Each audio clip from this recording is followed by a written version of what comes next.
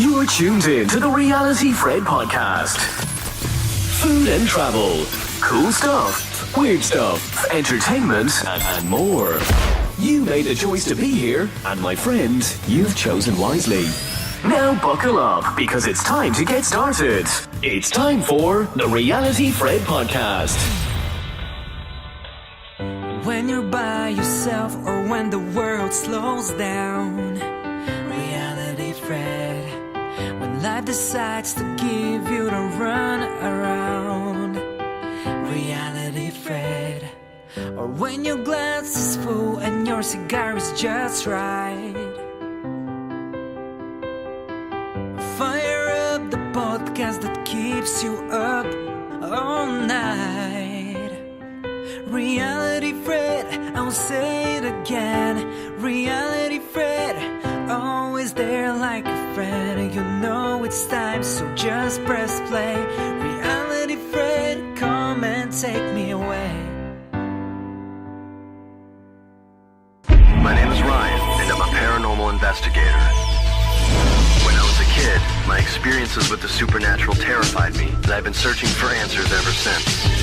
When I got to Penn State, I realized I wasn't alone in my quest. So I founded the Paranormal Research Society, dedicated to helping those who were haunted like I was.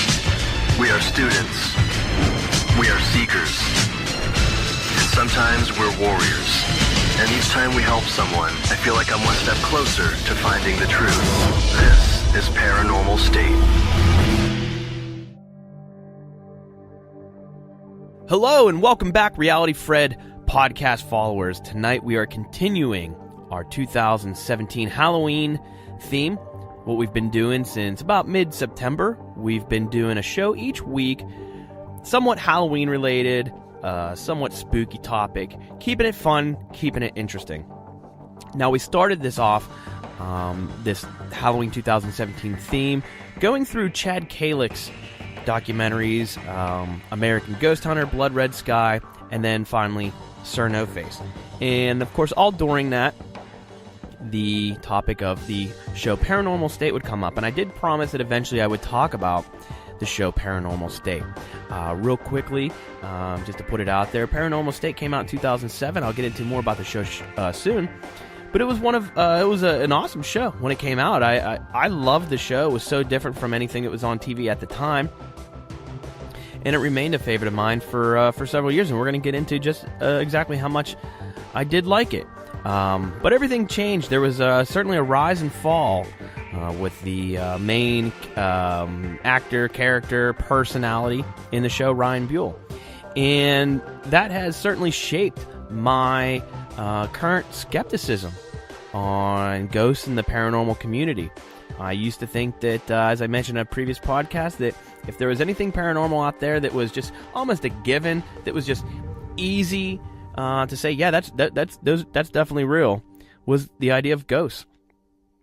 And certainly with some of the things that have gone on with that TV show since, but also my personal interaction with these people, that has certainly changed. And so we're going to kind of dissect that tonight.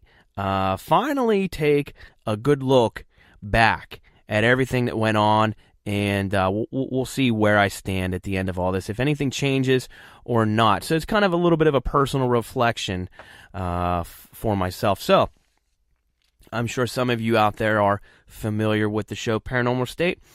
Some of you might not be. So for those of you who are not familiar with the show or vaguely recall it, let's first talk about the show Paranormal State, about the people, what went on, and then eventually my personal interaction when I got to meet the people behind Paranormal State. So, going back 2007, I think the show initially aired in December of 2007, and I'm not sure why or how it got advertised to me, but I know that back at that time I caught the first episode and was immediately hooked. And what was neat about it, just like any show, and it's so different in 2017. We don't watch TV certainly the same way we do today. You know, Netflix, Hulu, Amazon Prime, these things didn't quite exist back then like they do today. And so, back only 10 years ago, it was still common to enjoy a TV show, fall in love with it, and watch it from week to week. So somehow, some way, some shape or form, I caught that first episode and was like, wow, this is an awesome show. And I immediately began tuning in week to week, right off the bat from the very first episode that aired on TV. But what was neat about it was that friends of mine also caught that episode at the beginning. So it was something that we enjoy talking about the next day. You always talk about the water cooler type conversations at work and things like that. And Seinfeld was a huge popular television show that kind of spawned that concept of water cooler talk and Friends. But for me, it was Paranormal State. And it was just because it was such an interesting show, and the way each of the episodes unfolded were quite awesome and very interesting, and definitely seemed very real what was going on, and very believable. So the show Paranormal State aired on A&E. Like I said, it first aired December 10th, 2007 on A&E. And the premise of the show was essentially that there was this this student from Penn State named Ryan Buell, and that he had developed this, what he called the PRS, Paranormal Research Society, the Penn State Paranormal Research Society. So a student at Penn State basically put together whether you want to call it a club or a society, that essentially investigated paranormal situations that people were having. And the premise was essentially that, if you were living at home and you thought your house was haunted, and you wanted someone to come either confirm that or help you with that situation, that somehow these people knew to contact the Penn State Paranormal Research Society, and they would come in and investigate and try to help.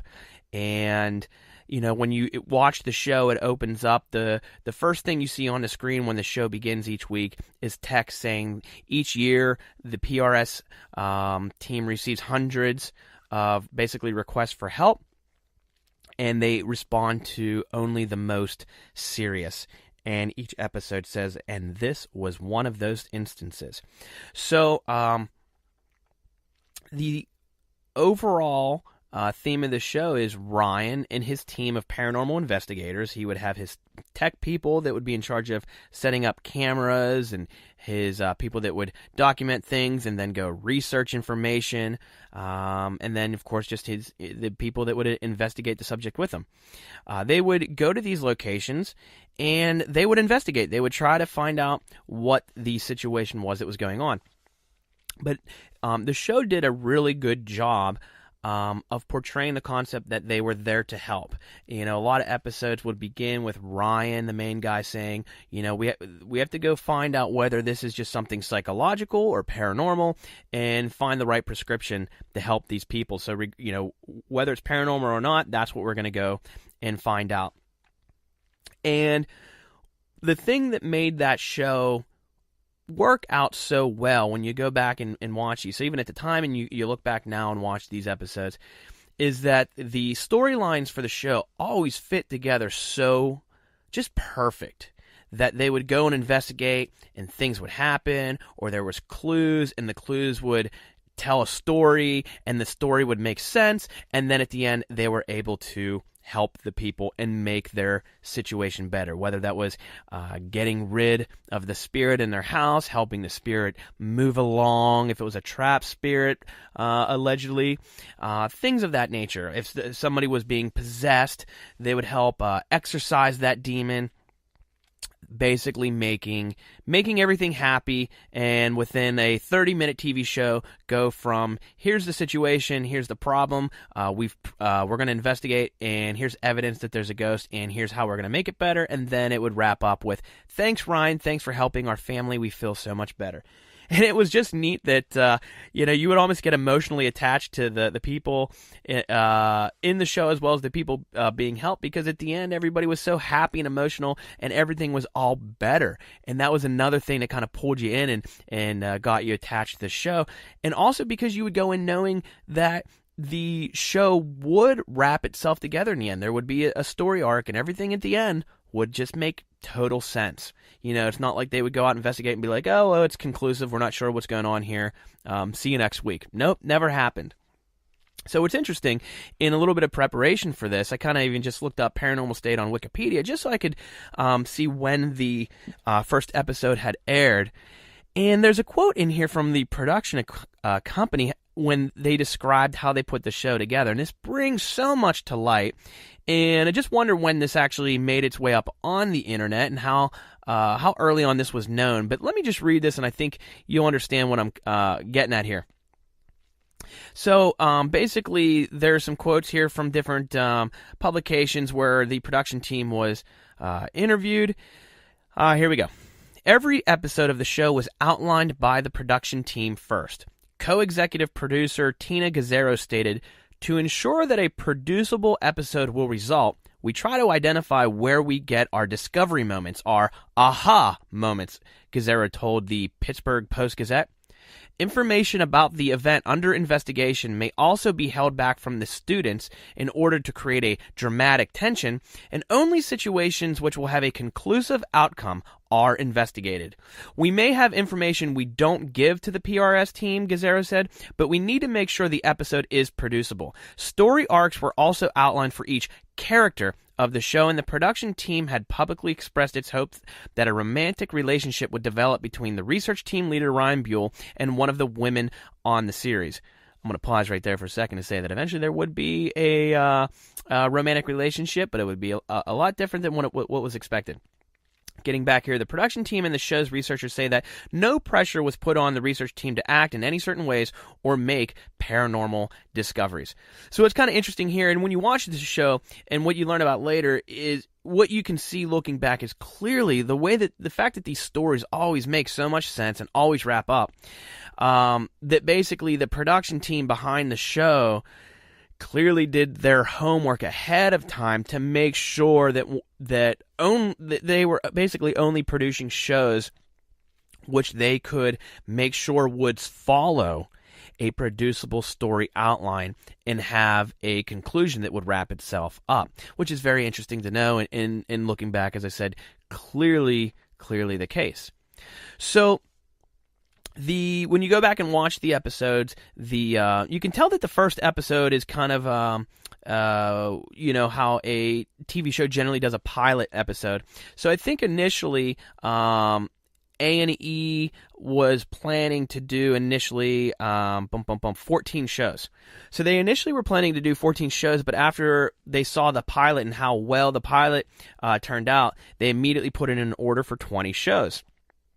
And you can even see the clear difference in the level of production between episode 1 and then immediate in episode 2. What's really interesting to notice is that when you watch episode 2, that's when, the psychic and medium Chip Coffey enters Paranormal State. So I couldn't remember how early on, Chip Coffey, the psychic medium that they would use, entered the show, but it's all the way back basically in episode 2, which is essentially, episode 1 after the initial pilot.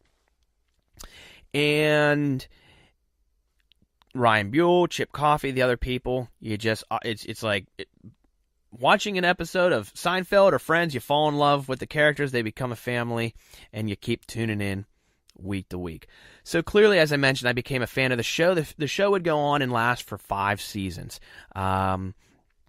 Some of the people early on, some of the students would come and go, and most likely that's because they were students and probably at some point left Penn State or maybe just got tired of being on TV. I'm sure most of them wanted to be on TV, but as students come and go through college, some of these students came and went, but there was always a core group of students that were on all the episodes. The other major staple character again was Chip Coffey, the psychic medium, who just added a whole nother level to the show because the things that he would pick up on always matched the story arc that would be outlined and shown to the viewers, and you really have to question whether or not how much Chip actually was told by the production company. One element of the show is most of the times when Chip Coffey, the medium, would arrive for that particular episode, Ryan would always say to him, Chip, like I always mention, I just want to confirm that I have not told you anything at all about this